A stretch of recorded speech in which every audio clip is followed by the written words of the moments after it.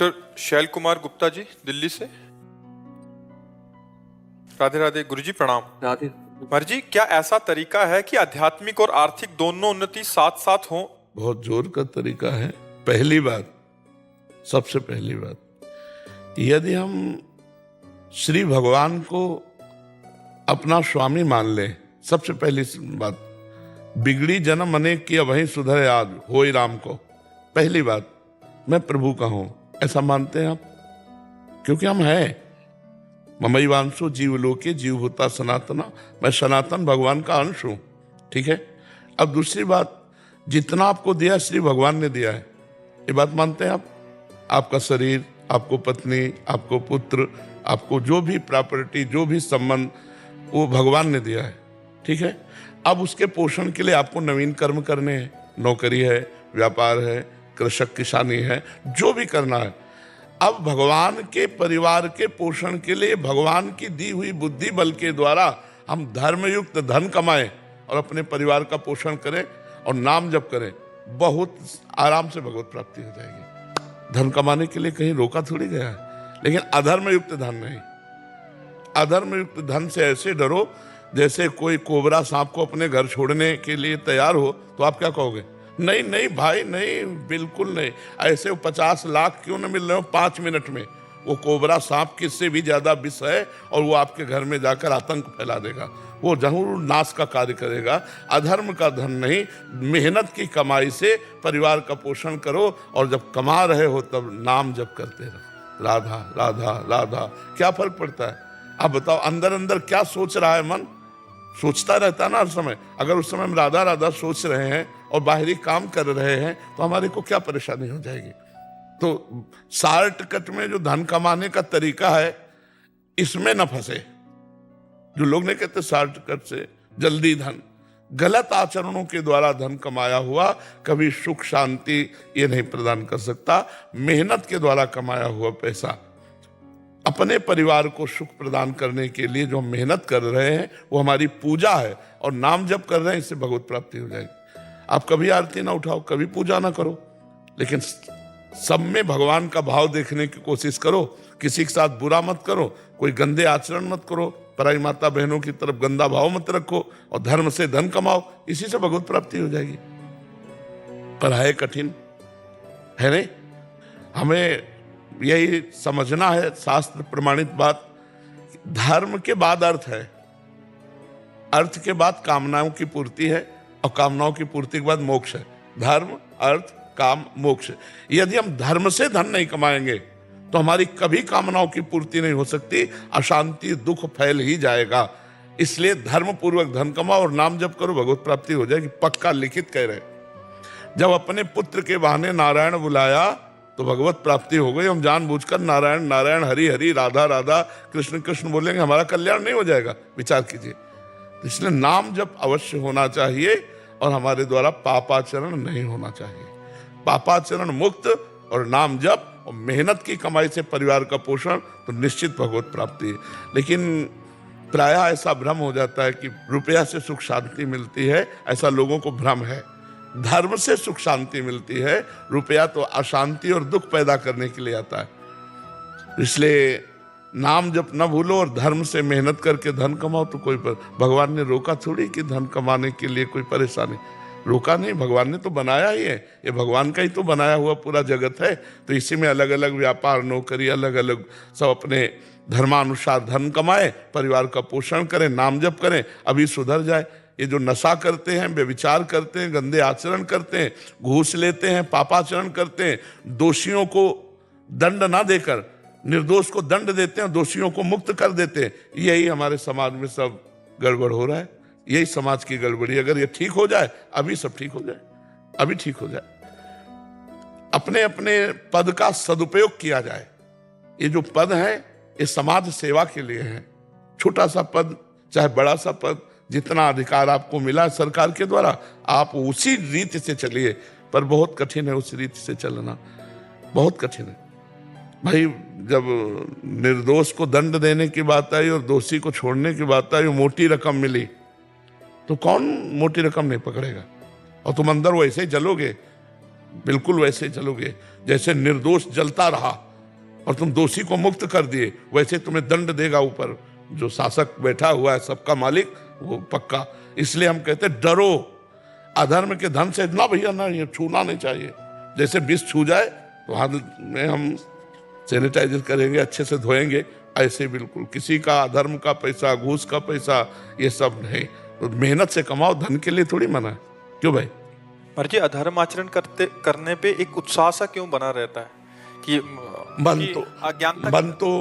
मन तो सदैव पतन की तरफ जाता है। जैसे पानी को कहीं भी छोड़ो, वो जहाँ निवान होगा, निवान का मतलब समझते हैं ना, ढलान होगा, उधर ही जाएगा। ऐसे मन को छोड़ दो तो भगवान कह रहे ना, मना कष्टानि इंद्रियाणि प्रकृति स्थानि करसति, वो प्रकृति की तरफ ही जाएगा, माया की तरफ जाएगा। छोड़ दो अभी मन को। अगर 1 महीने में जेल ना पहुंच जाओ तो मैं बताओ, छोड़ दो मन को भाई, दो जो तू चाहे कर। अब मन जो कहेगा करेंगे, महीना पूरा होगा बाद में, और पहले आपके हाथ में हथकड़ी होगी, जेल में पहुंचा देगा ये। छोड़ दो। इस पर शासन किए हो तो भी पाप हो रहे हैं, तो भी हो रहे हैं। कुछ गुप्त हैं, कुछ प्रकाशित हैं। नहीं तो मन की दशा केवल पापाचरण में। छोड़ दो केवल अभी छोड़ दो इसको, तो देखो गंदे आचरणों में उतर जाएगा। अगर कानून का डर ना हो, भगवान का डर ना हो, समाज का डर ना हो, ईश्वर गुरु संत शास्त्रों का डर ना हो, तो देख लो पापाचरण कितनी जोर का करता है। जैसे पानी को कहीं भी छोड़ो वो नीचे ही जाएगा, ऐसे मन को छोड़ देने पर वो अधोगति को ले जाएगा। जैसे पानी को ऊपर चढ़ाने के लिए यंत्र की आवश्यकता है नहीं, ऐसे ही मन को ऊर्ध्व गति देने के लिए मंत्र की आवश्यकता है। आप नाम जप कीजिए, मंत्र जप कीजिए, आपका मन उत्तम की तरफ जाएगा, पवित्र की तरफ जाएगा, धर्म की तरफ जाएगा। छोड़ दोगे अधर्म की तरफ चला जाएगा। महाराज जी, इनका एक और प्रश्न का एक और अर्थ निकल रहा था। ये कह रहे हैं कि आध्यात्मिक और आर्थिक दोनों उन्नति नाम जप से सहज है। हाँ, अगर केवल नाम जप के लिए बैठ जाओ, केवल नाम जप के लिए मैं कुछ नहीं करूंगा, आज से नाम जप करूंगा, हटना नहीं, परीक्षा होगी तुम्हारी, हटना नहीं। और फिर आप देख लो, जितना आप सोचे उससे अधिक धन न मिल जाए तो बताना। जितना सोचे हो उससे अधिक धन मिल जाएगा। कितने लोग परिवार में होगे तुम? कितने होगे? 6 लोग। 6 लोग। यहाँ 600 का बाल भोग, 600 का राजभोग, 600 का शयन भोग। और अगर परिवार की बोले तो 10,000 में है? सब ऐसे हैं, मंजन से लेकर के शयन, खान पान, सब व्यवस्था, और किसी से ऐसे नहीं। ये उदाहरण हम इसलिए दे रहे हैं कि नाम जब से सब हो सकता है क्या? तो हम और क्या करते हैं? फावड़ा तो चलाते नहीं ना, मांगते नहीं, अपने आप सब चल रहा है, भगवान की कृपा से चल रहा है। नाम जप में कितनी सामर्थ्य! क्या ये हमारा जीवन भर नाम जप का फल है? ये तो पापियों के पास भी है जो गड़ासा चलाते हैं। ये ब्याज है, मूल तो तुम हमारा धन देख ही नहीं सकते। मूल धन तो देख नहीं सकते, ब्याज को देख लो कि एक परिवार होता है 10-20 लोगों का, पूरे पालन पोषण करने के लिए चिंता होती, चाहे जितना बड़ा धनी हो। यहाँ निश्चिंत है, निर्भय है। तो इसलिए अगर आप कर्तव्य कर्म करते हैं और नाम जप करते हैं, ये बहुत अच्छा है, क्योंकि आप कोई विरक्त नहीं है, आप गृहस्थ हैं। हम विरक्त हैं, हमारा एक ही कर्तव्य कर्म है, रात दिन केवल भगवान का भजन करना। तो उससे सब पूर्ति हो रही कि नहीं हो रही? और ये इतना नहीं है, ये इतना मत मान लेना कि इतना वैभव, चुट्टू पुट्टू माया का वैभव। हमारे लाडली लाल पूरा निकुंज पर कुमार के बरकर वैभव तो बहुत बड़ा। नाम जप करने वाले को जो मिलता है वो निहाल हो जाता है। कबीरा सब जग निर्धना, धनवंता नहीं कोई, धनवंता सोई जानिए जाके राम नाम धन होए। जो भगवान नाम जप कर रहा वही धनी है। समझ पाए आप भाई? अशोक जी, राधे राधे। महाराज जी, महाराज जी, मैं YouTube के माध्यम से आपको ऑस्ट्रेलिया में सुन रहा हूँ। आपके द्वारा मार्गदर्शन जो करते हैं उसका पूर्ण रूप से पालन करने की कोशिश करता हूँ। महाराज जी, मेरा एक संशय है। गीता में कहा है कि आत्मा अजर अमर है, ना उसे जलाया जा सकता है, ना काटा जा सकता है, ना गीला किया जा सकता। लेकिन गरुड़ पुराण में नरक में आत्मा को गर्म तेल में तलने और काटने की बात कही गई है। ऐसे में कौन सा? नहीं, उसको समझना है। जो गीता जी में कहा, नैनम छिन्दन्ति शस्त्राणि नैनम दहति पावकः न चैनम क्लेदयन्त्यापो न शोषयति मारुतः, वो सच्चिदानंद आत्म स्वरूप को कहा गया है। और जो गरुड़ पुराण में आत्मा संबोधन किया गया, वो अंतःकरण के अहम धर्म को, अंतःकरण में मन बुद्धि चित्त अहंकार, वो जो अहंकार है, एक जो शुद्ध मैं है, वो ब्रह्म तत्व है। जो मैं है वो ब्रह्म तत्व है। जो मैं के साथ लग करके क्रियाएं हुई हैं वो अंतःकरण का अहंकार है। तो अंतः स्थूल शरीर तो यही छूट जाता है। अंतःकरण, चतुष्टय और इंद्रियां और वो आत्म तत्व उसके साथ वहीं जाता है नरक में, और भोग भोगता है अंतःकरण। जैसे तो थप्पड़ लगा स्थूल शरीर में, लेकिन स्थूल शरीर को कभी दुख नहीं हो सकता, कभी नहीं हो सकता। दुख हुआ सूक्ष्म शरीर को, मन को। मन ने कवर किया कि गाल पे थप्पड़ पड़ा, बुद्धि ने निश्चय किया कि गाल पे थप्पड़ पड़ा, मन ने उसके दुख को अनुभव किया। अब जो अंदर इस देह में अभिमान किए हुए जीवात्मा है, अब वो विकल हो गया। अब वो विकल, जैसे दीवार में अभी हथौड़े से तोड़ने लगो, मेरे को क्या फर्क पड़ेगा, लेकिन मेरा अपनापन होने के कारण हम व्याकुल हो गए। तो इतना घोर अपनापन, गाढ़ अपनापन स्थूल शरीर, सूक्ष्म शरीर, कारण शरीर में भ्रम से आत्मा ने कर लिया है। अब जब इनको जलाया जाता है तो उसको भारी दुख होता है। जैसे यहां सुई चुभो, अभी भारी कष्ट महसूस होगा, और यहां शून्य कर दो और गड़ासे से तिल तिल काट दो, कोई कष्ट नहीं होगा। क्यों? क्योंकि मन इस त्वगेंद्री के साथ यहां पहुंच नहीं पा रहा है। सारा का सारा दुख सुख का अनुभव, जन्म मृत्यु का अनुभव, नरक स्वर्ग का अनुभव केवल मन को होता है, आत्मा को नहीं। वहां जो आत्म शब्द का प्रयोग किया गया वो अंतःकरण को कहा जाता है। वो उस आत्म तत्व को नहीं जिसे नैनम छिन्दन्ति शस्त्राणि नैनम, जहां आग्नेयास्त्र नहीं जला सकता, वायुवास्त्र नहीं सुखा सकता और वारुणास्त्र से गीला नहीं कर सकता, ऐसी आत्मा को कौन तपा सकता है? अंतःकरण को। जैसे स्वप्न में आपको किसी ने पकड़ा और गड़ासे से काटना शुरू किया, क्या आपको लगता है मैं स्वप्न में हूं? आपको ऐसे ही लगता है कि बिल्कुल काटा जा रहा हूं। बिल्कुल वैसे ही भय लगेगा जब गड़ासा उठाएगा। अगर जगा दिया जाए तो हंस दोगे कि नहीं? तो क्या उस समय तुम अनुभव नहीं कर रहे थे कि तुम्हें मारा जा रहा है? जो सपने सिर काटे कोई और बिन जागे दुख दूर न, ये सब स्वप्न है। उमा कहूं मैं अनुभव अपना, भगवान शिव का अनुभव, सत हरि भजन ये जगत सब सपना, आ ब्रह्म स्तंभ पर्यंतम सर्वम मायामयम जगत। तो नरक भी सपना, स्वर्ग भी सपना, मृत्यु लोक की हर क्रिया सपना। जेहि जाने जग जाए हेराई, जागे जथा स्वपन भ्रम जाई। लेकिन स्वाप्नी पुरुष जो पिट रहा है, उस समय उससे कहो तुम पिट नहीं रहे हो, तो कहेगा पागल हो, यहां नस नस पीड़ा दे रही, और उसे केवल जगा दो तो खुद कहेगा नहीं मैं पिट नहीं रहा था, ये तो भ्रम था। ऐसे ही अज्ञान की धरा में मोह निशा सब सोव निहारा, देखे स्वपन अनेक प्रकारा। ये मोह के कारण ही नरक स्वर्ग और ये सारा खेल है। मोह गए बिनु राम पद होई न दृढ़ अनुराग। मोह नष्ट हो जाए तो अभी आप देखोगे न कोई यहाँ स्वर्ग है, न नरक है, न सत है न असत है, एकमात्र भगवान विराजमान है। समझ रहे? एकमात्र भगवान, ये सत असत का भेद नहीं। देखो गोस्वामी जी ने जाना, सिय राम मैं सब जग जानी, करूं प्रणाम जोरी जुग पानी। सब सिया राम है। हमें क्या दिखाई दे रहा है? स्त्री पुरुष जड़ चैतन्य, अच्छा बुरा दिखाई दे रहा है ना। तो अभी हम सो रहे हैं, अभी हम स्वाप्निक पुरुष हैं। जब जग जाएंगे तो केवल राम में, श्याम में। गोपी जन कहते जित देखो तित श्याममयी, मैं जिधर देखती हूं उधर श्याम सुंदर दिखाई देते हैं। तो नरक में जो वर्णन है कष्ट का, वो अंतःकरण रूपी आत्मभाव का है, ना कि आत्म तत्व का है। आत्मभाव माने होता है अपनापन। अपनापन करके शरीर को जो जो पाप के, शरीर तो यही रह गया, लेकिन वो अंदर की मशीन तो पूरी जा रही ना। अंतःकरण, इंद्रियां और स्वभाव, कारण शरीर और सूक्ष्म शरीर, वो जाके वहां यातना देह मिलता है और कष्ट भोगता है। कारण शरीर, सूक्ष्म शरीर, जहाँ के स्वर्ग में उसे देव देह मिलता है, वहां सुख भोगता है।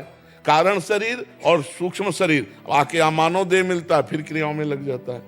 वो यात्रा बंद करने के लिए जब तक ज्ञान नहीं होगा, जब तक भगवत भक्ति नहीं करोगे। ये दो ही मार्ग प्रशस्त हैं, जिनमें तत्वबोध होने पर जीवन मुक्त या भगवान के चरणों का साक्षात्कार होने पर जीवन मुक्त। मम दर्शन फल परम अनुपा, जीव पाओ निज सहज स्वरूपा। सहज स्वरूप कौन सा? जो शंकर सहज स्वरूप समारा तो लाग समाधि अखंड अपारा, वही आपका स्वरूप है। समझ पाए आप?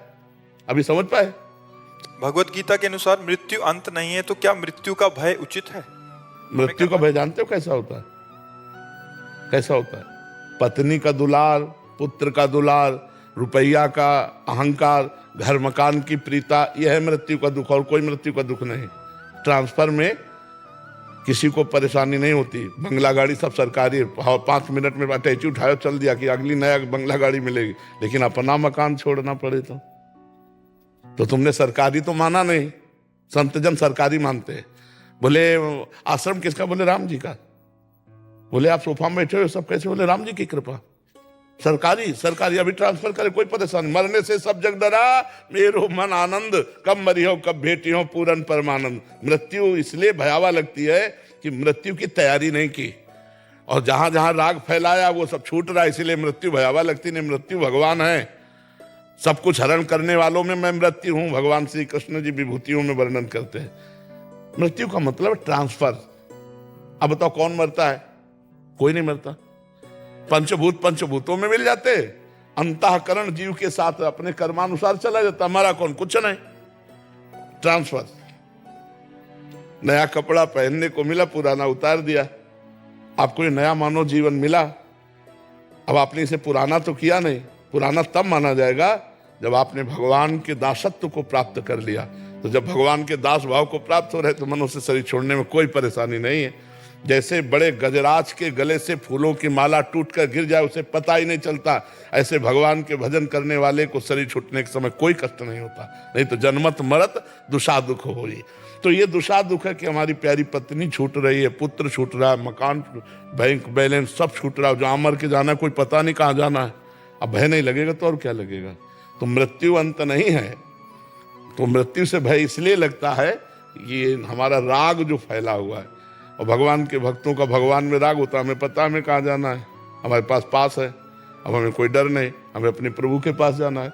क्या प्रभु हमारे आएंगे मृत्यु रूप में लेने के लिए, और कोई थोड़ी मृत्यु आएगी। प्रभु आएंगे तो क्या डर लगे? अपने प्रभु से क्या डर लगे? नरसिंह भगवान से दुनिया डर रही थी, प्रहलाद जी डरे क्या? दौड़ के जाके गोद में बैठ गए प्रभु के। तो मृत्यु हमारे भगवान है, कोई और नहीं है। और मृत्यु किसी की नहीं होती, ट्रांसफर होता है, परिवर्तन होता है। हाँ, समझ में आ रहा है? धर्मेंद्र जी, राधे राधे। महाराज जी, मैं सिंगापुर में 10 साल से रहा हूँ। आपके सुझाव से मैंने आध्यात्मिक जीवन अपनाने की कोशिश की है, जिससे मेरे जीवन में परिवर्तन आया है। महाराज जी, मेरे ऑफिस में मुझे अभी भी उन लोगों के साथ बातचीत करनी पड़ती है जो दूसरों की बुराई करते हैं, मांसाहारी हैं, शराब पीने वाले हैं। दोपहर के भोजन के लिए उनके साथ रहना पड़ता है। ऑफिस में अधिकांश लोग भौतिकवादी हैं। क्या ये मेरे आध्यात्मिक विकास पर नकारात्मक प्रभाव डालेगा, विशेष रूप से जब लोग शक्तिशाली हों? मतलब पूरी लंका अलग थी, विभीषण जी अलग थे। ले, पूरी लंका अलग थी, विभीषण जी अलग थे, कोई प्रभाव नहीं पड़े। जो रही उत्तम प्रकृति, का कर सकत को संग, चंदन विश्व व्यापत नहीं, लपटे रहत संग। कोई फर्क नहीं पड़ता। तुम अपना पवित्र भोजन पाइए, पवित्र विचार रखिए, उनसे हंसिए, बात कीजिए, वो समझ ना पावे, और आप अपने रंग में रहिए, वो अपने रंग में रहे। विरोध करना नहीं, क्योंकि ऑफिस में एक ही में रहना है, किसी से कोई विरोध नहीं करना। अपने को गुप्त रख करके, वो कहें ये खाओ पियो, नहीं खाना पीना, लेकिन हम उनका विरोध भी नहीं करेंगे। उसी टेबल पर वो खा रहे हैं और उसी टेबल पर हम पा रहे हैं, कोई फर्क नहीं। बिल्कुल ये हम सुलझी हुई आपको बात बता रहे हैं। हाँ, नहीं, बिल्कुल नहीं। अपना कुछ बोलते हैं तो उनको ऐसा लगता है कि उनको बुरा लग रहा है। हाँ, नहीं, आपको अच्छा नहीं बोलना है, उनसे अच्छा नहीं बोलना है। देखो, अपने को बचाने के लिए हमको उनके जैसा बनना है। उनके सामने अंदर से बिल्कुल अपना मार्ग अलग है, लेकिन उनके सामने अपने को नाटक करना है। सब में भगवान है। गुरु शिष्य का नाटक, माता पिता का नाटक, पुत्र का माता पिता के क्या करता, पुत्र का नाटक, मित्र का नाटक। हमें नाटक करना, ये जगत नाटक वैभव, ये सत्य नहीं है, ये नाटक है। तो नाटक में हमको जो रोल मिला, मान लो 50 मित्र हैं, हम हंसेंगे, मजाक करेंगे, खाएंगे पिएंगे, लेकिन हम पवित्र खाएंगे पिएंगे और पवित्र हंसी मजाक करेंगे, और उनके कटाक्षों का हमारे ऊपर कोई फर्क नहीं पड़ेगा। कोई ये जान न पावे कि आप किस कोटि के हो। तभी तो चतुरता है भाई। बाहर चूंकि अगर भक्ति का माहौल है, 10 भगत है तो जान जाएंगे तो कोई परेशान, लेकिन 10 के 10 रजोगुणी संसार मार्ग में चलने वाले हो आप एक अकेले, तो फिर आपको बहुत सावधान रहने की जरूरत है, बका कोई असर नहीं पड़ेगा। हमारे अंदर जो लक्ष्य चल रहा है उसको कौन बदल सकता है? अंदर राधा राधा, बाहर बोलेगा हेलो बिल्कुल उनके जैसा नहीं, हाँ मस्त एकदम चतुर वही है जो अपने आप को संसार के बंधने से बचा ले। हाँ, ऐसा नहीं कि मित्र लोग प्रेशर दबाव डालें हम गलत भोजन पावे, गलत नहीं नहीं, मेरी रुचि नहीं, आप पाइए, आपका विरोध नहीं, पर मेरी रुचि नहीं है जी। अमिताभ शर्मा जी, महाराज जी आपके चरणों में कोटि कोटि प्रणाम। महाराज जी, मैं ब्रिजवासी नहीं हूँ, फिर भी एक ठसक आ गई है कि मैं भगवान का हूँ और भगवान मेरे हैं। तेरा किया मीठा लागे, इस पे चलते हुए आपकी कृपा से मैं बिल्कुल निर्भय हो गया हूँ, किसी भी समस्या से भय नहीं लगता, सब प्रभु के हवाले कर दिया। हाँ, पर इतना तो ठीक है, लेकिन अहंकार मत करना। हम तुमको एक घटना बता दे। एक बार नामदेव जी महाराज विट्ठल भगवान से बोले कि अब जब कुत्ते में भी भगवान को प्रकट कर लिया और भूत में भी भगवान के दर्शन कर लिए, तो बोले प्रभु अब चाहे जितना छुपो मुझे कोई डर नहीं लगता, मैं पहचान गया कि आप ही हो। तो विट्ठल भगवान मुस्कुरा दिए और वो समझ नहीं पाए। तो आंगन में बैठकर कीर्तन करते थे, मन में आया कि यार यहाँ बहुत लोग दर्शनार्थी आते, मंदिर के पीछे चलते। वहां गए तो 10-5 लड़के कबड्डी खेलने लगे, तो उनका चलो यहाँ से चलते हैं नदी के किनारे। तो जब नदी के किनारे वहां जाकर आंख मूंद के विट्ठल विट्ठल विट्ठल कीर्तन शुरू किया, तो इतनी देर में घर घर घर घर बैलगाड़ी और फिर तंबू तनने लगे। नामदेव जी ने कहा कि आज क्या है, जहां बैठता हूं वही भजन में विघ्न पड़ जाता है। ये तंबू तुम्हें गाड़ना है, चलो उधर गाड़ो जाके। तो जो स्त्री थी ना, उस गड़ासा ऐसे टेके गड़ासा लिए और पति से कहा पकड़ इसको, बाल भोग बहुत बढ़िया बनेगा, इसको काट के अभी हम छौंकते हैं अभी बात। नामदेव जी ने कहा यहाँ तो समस्या आ गई। नामदेव जी धोती समेटे भागे, पीछे उसका पति और वो गड़ासा लिए काफी दूर दौड़ा। नामदेव जी भाग के मंदिर में गए। भगवान ने कहा क्या हो गया? बोले प्रभु बचा लिए आज आप, नहीं बाल भोग बन जाता वहां। बोले क्या हुआ? अरे बोले पता नहीं कौन लोग थे गार्ड। बोले हम ही तो थे, रुक्मिणी जी हम ही थे। तुम कह गए थे ना कि हम पहचान लेंगे, तो हम और रुक्मिणी जी थे। अरे सोई जाले जय देव जलाई, अगर भगवान न जलाना चाहे तो तुम जान ही नहीं सकते हो। अहंकार कभी करना नहीं, और बहुत अच्छी बात है कि आप सतमार्ग पे चल रहे हो, पर इसका अहंकार न सदैव ध्यान रखना। ये भगवान की अहेतुकी कृपा से ऐसे लाभ मिलते हैं, तो उनकी कृपा पर उनकी जय जय करनी है, उन्हीं की जय जय करनी। कभी ये नहीं सोचना कि हम श्रेष्ठ हो रहे हैं। जितना अमानी बनते जाओगे उतने महान होते जाओगे। ये मार्ग ऐसा है, अपने को जितना नीचा बनाते जाओगे उतने ऊंचे होते चले जाओगे। तृणादपि सुनीचेन, यहाँ तक कि अपने को तिनके से भी नीच मानना है। समय मानप्रद आप मान, ठीक है।